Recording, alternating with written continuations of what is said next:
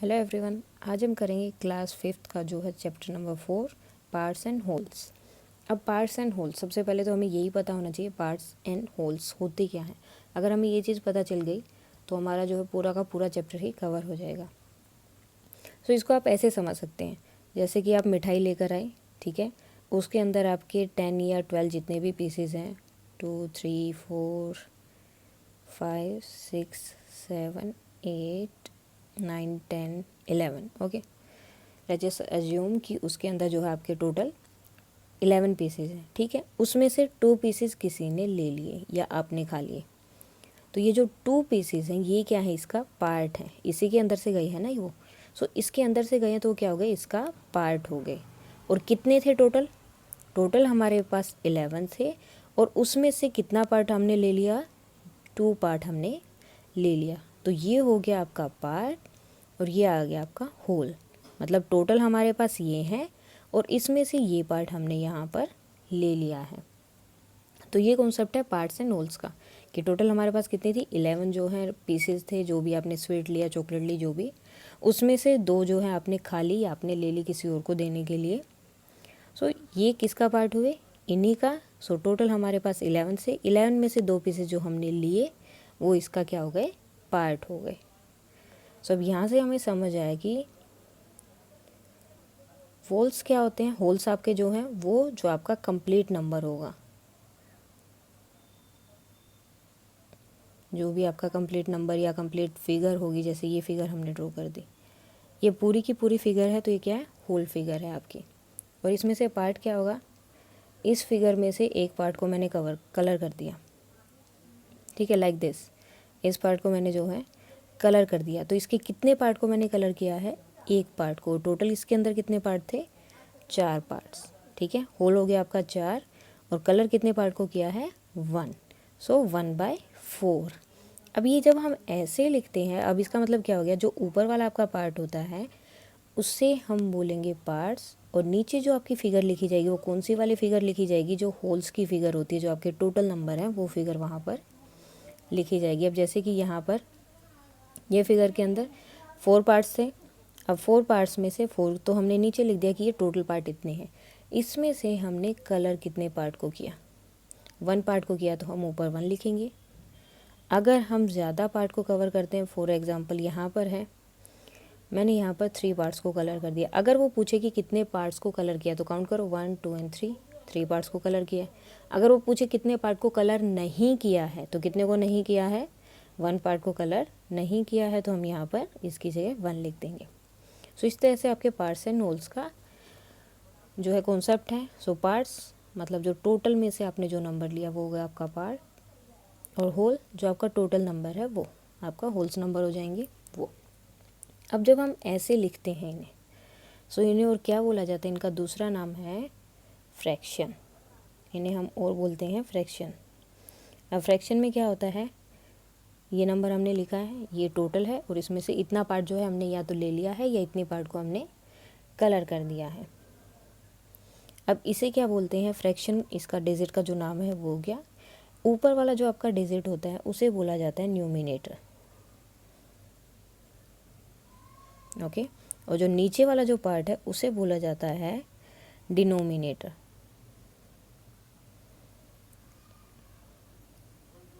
ठीक है। एक आपका न्यूमिनेटर, जो ऊपर वाला पार्ट है उसे न्यूमिनेटर बोला जाएगा, और जो नीचे वाला पार्ट है उसे आप पे डिनोमिनेटर बोलेंगे, जिसे हम पार्ट बोल रहे थे अभी।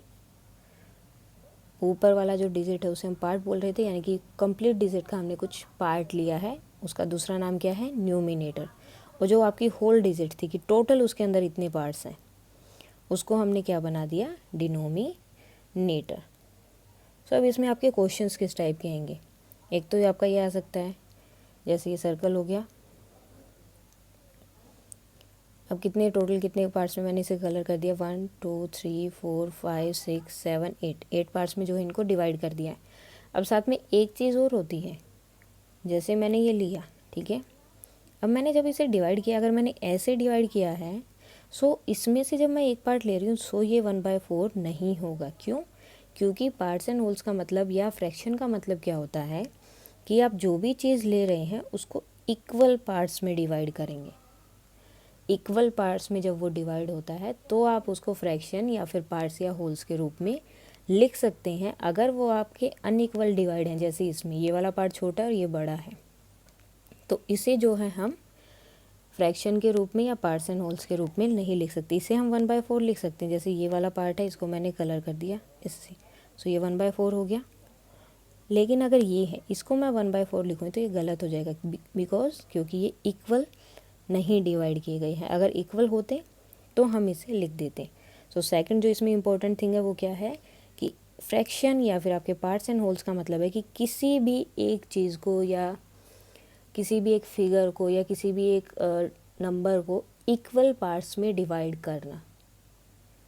कोई भी चीज़ होगी तो उसको इक्वल पार्ट्स में डिवाइड करना। अब जैसे आपके क्वेश्चंस कैसे आएंगे वो देख लेते हैं। कोई फिगर आपको दे देंगे, ठीक है, उसमें से बोल देंगे कि इसके जो है 3/8 पार्ट को कलर करो। 3/8 हो सकता है या फिर 5/8 हो सकता है, 6/8 हो सकता है, कितना भी हो सकता है। तो हमें कलर कौन से पार्ट को करना है? देखो नीचे वाला आपका पार्ट क्या था, होल पार्ट था, कि ये क्या है हमारा टोटल पार्ट है। तो टोटल काउंट करो, इसके अंदर 8 है, 1 2 3 4 5 6 7 8, टोटल 8 हो गए। अब कलर हमें कितने को करना है? जो आपको ऊपर दिया होगा उसको, ठीक है, जो आपका ऊपर वाला है उसको आपको कलर करना है। कितने पार्ट्स हैं? 5। सो 1 2 3 4 5 पार्ट्स को हम यहाँ पर कलर कर देंगे। तो इस टाइप के आपके क्वेश्चंस आएंगे। दूसरा क्वेश्चन आपका क्या बन सकता है, इसमें से भी ये जो फ्रैक्शंस होते हैं आपको इसको 3 टाइप्स में डिवाइड किया गया है, प्रॉपर, इम्प्रॉपर और mixed. Proper fraction, improper fraction और मिक्स्ड फ्रैक्शन। अब देखो ये वाला पार्ट है, ठीक है, इसी एक से हमारा जो है टोटल पूरा कवर हो जाएगा।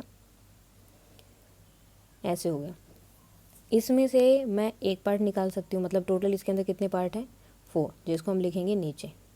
ओके, इसके अंदर से मैं एक पार्ट ले सकती हूँ, इसके अंदर से मैं 2 पार्ट भी ले सकती हूँ या 2 पार्ट को मैं कलर कर सकती हूँ। इसके मैं 3 पार्ट्स को भी कलर कर सकती हूँ, इसके मैं 4 पार्ट्स को भी कलर कर सकती हूँ। लेकिन क्या इसके मैं 5 पार्ट्स को कलर कर सकती हूँ? नहीं, क्योंकि इसके अंदर तो 5 पार्ट्स हैं ही नहीं। इसके अंदर कितने पार्ट्स हैं? 4।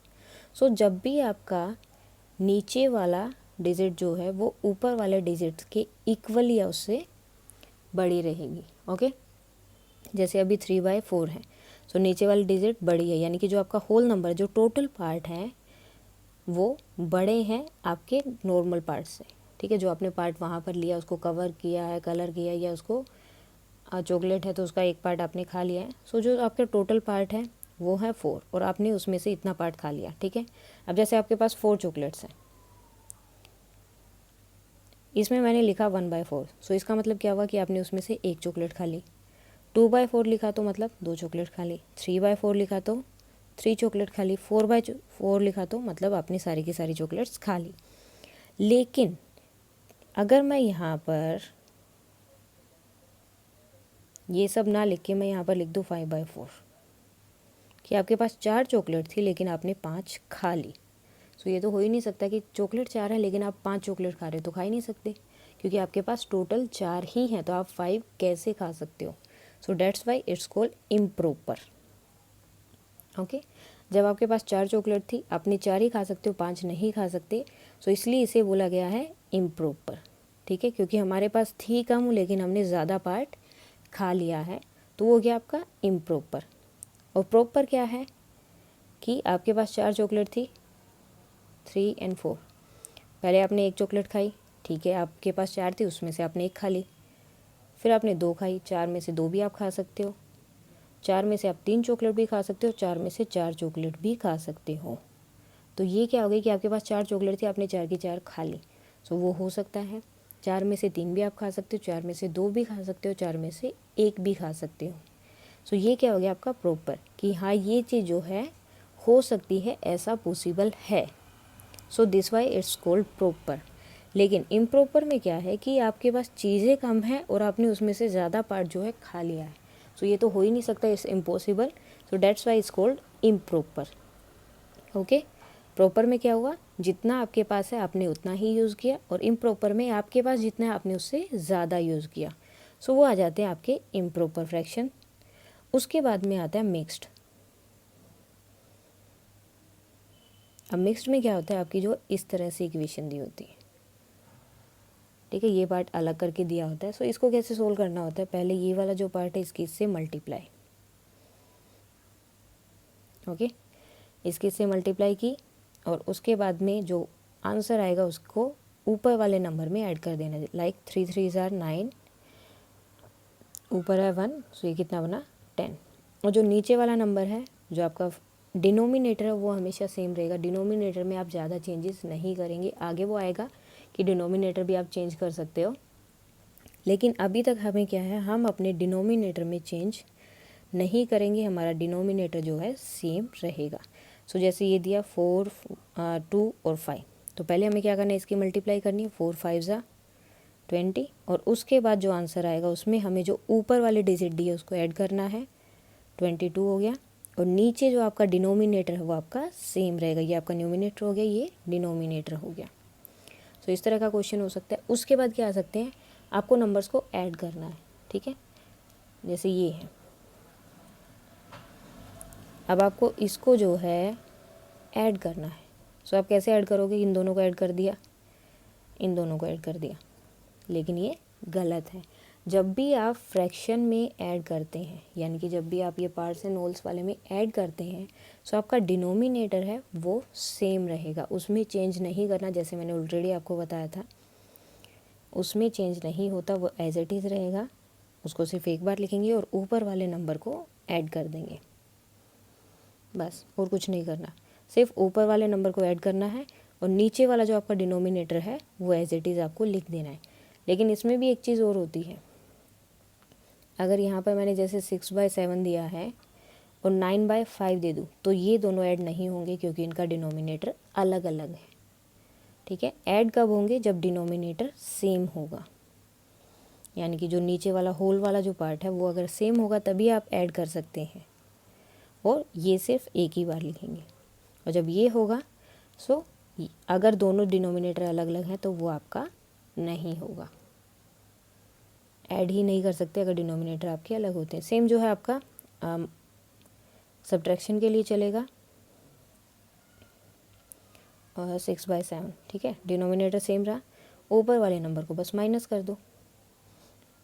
डिनोमिनेटर आपका हमेशा सेम रहेगा, डिनोमिनेटर में आप कुछ भी चेंज नहीं करेंगे। जैसे 5/12 हो गया, 19/12 हो गया, इनको ऐड करना है तो क्या होगा, नीचे वाला नंबर एज इट इज़ 12, उसमें कोई चेंज नहीं करेंगे हम डिनोमिनेटर में, और ऊपर वाले नंबर को ऐड कर देंगे, 24 आ गया।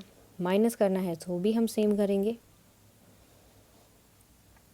12 और 14।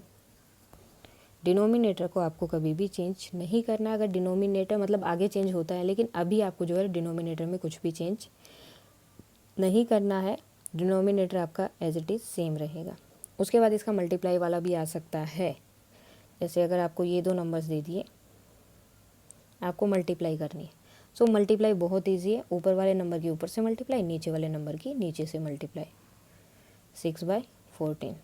अब जैसे ये आ गया, सो ऊपर वाले की ऊपर से और नीचे वाले की नीचे वाले नंबर से मल्टीप्लाई। अब आपके क्वेश्चंस क्या आ सकते हैं, आपका क्वेश्चन ये आ सकता है कि कोई नंबर आपको दे दिया, जैसे कि 60 का हाफ फाइंड आउट करो, हाफ फाइंड आउट करो, या फिर क्वार्टर फाइंड आउट करो, या फिर 3/4 फाइंड आउट करो। इस तरह के आपके क्वेश्चन आ सकते हैं। सो हाफ का मतलब होता है 1/2, क्वार्टर का मतलब 1/4, 3/4 का मतलब होता है आपका 3/4। सो अब हम इसको एक ही से ले लेते हैं। जब भी हमको हाफ फाइंड आउट करना है, हमने ऑलरेडी ये किया था, हाफ फाइंड आउट करना है, सो हम क्या करते हैं 1/2।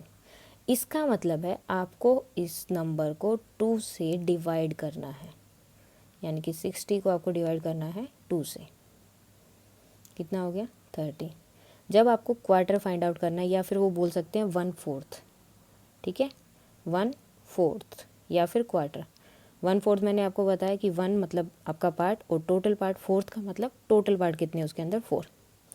सो अब 1/4 बोला है तो कितना हो जाएगा, आपको 60 को डिवाइड करना पड़ेगा 4 से, क्योंकि 1/4 बोला है। 60 को डिवाइड करना पड़ेगा 4 से, सो आपका आ गया 15। ओके, उसके बाद आता है आपका 3/4, 60 का 3/4, या फिर आपका बोल सकते हैं वो 3/4,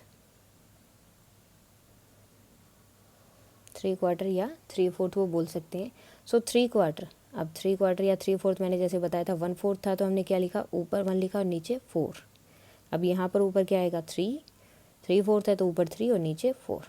अब इसमें क्या होगा, देखो जो भी नीचे वाला नंबर है उससे हमें हमेशा डिवाइड करना है ऊपर वाले नंबर को, ठीक है। और दूसरी चीज़ हम क्या कर सकते हैं, अगर किसी नंबर के नीचे कुछ भी नहीं है, ठीक है, जैसे ये नंबर था हमारा 60, इसके नीचे कुछ नहीं तो हम इसके नीचे 1 लिख देंगे।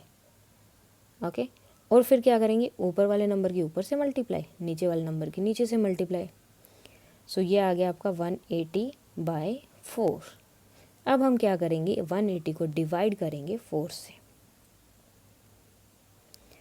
4 4 ज़ा 16 एंड 4 5 ज़ा 20, आंसर आ गया 45।